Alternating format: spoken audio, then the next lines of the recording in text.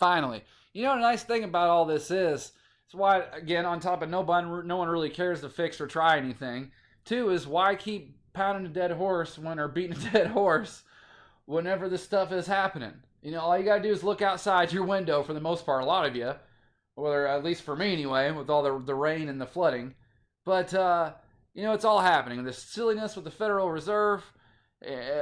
But here, finally an admission. If the NLC's altitude reporting isn't enough for you, and suppose that the Great Red Spot on Jupiter, 20% of it's gone because it's unraveling at just breakneck speeds, faster than what they ever predicted. Gee, imagine that. I mean, if the NLC's and that just wasn't enough, finally an admission. Finally. Mysterious moisture in the Mesosphere. The 2019 season for NLCs have been remarkable, maybe the best ever, with NLCs appearing as far south as California and New Mexico. What's going on? Researchers aren't sure, but Lynn Harvey of the University of Colorado's lab. I need to call these people. I think I'm going to, because they need help. They need help. They really do.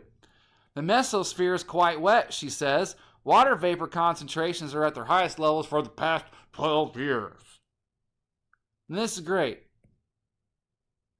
When noctilucent clouds began appearing at unusually low latitudes in early June, started to get their attention,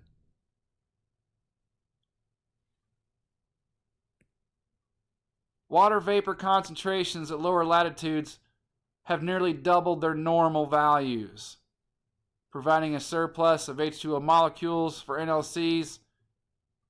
Researchers aren't sure where the water is coming from. Look, I've shown you 1,000 times. I'm not going to show you anymore.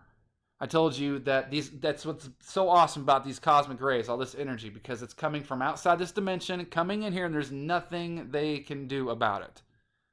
Nothing they can do about it. And I've shown you 1,000 times that, first of all, that it's coming in faster than they projected. And all that stuff, it leads to moisture. It leads to all that shit. Precipitation, moisture, all of it. I've shown you.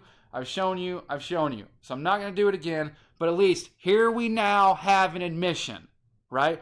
We don't know where it's coming from. Yeah, you do. And the reason why they won't say that is because they're not going to come out here and admit that, like, look, it's coming from this galactic center. All this information, all this energy is coming through our sun from the galactic center. It's cosmic rays. It's all this. There's nothing we can do about it. They're not going to come out here and admit they do not have control of this, because that's the whole name of the game, for one, and two, that's why they're never going to say that shit. Now, they'll have research all day long that proves it, but they'll never come out and say, what was their stupid name? But Lynn Harvey of the University of Colorado's Laboratory for Atmospheric, but she will never come out and tell you that, though. She will never come out and say it's these cosmic rays that are coming in faster and harder than we ever could have predicted, and we can't stop it. You'll never hear them say that.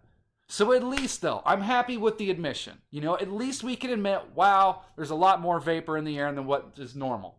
If the NLCs, like I say, weren't enough, it's stupid, guys. This is fun. I'm having a blast. Like, this is great.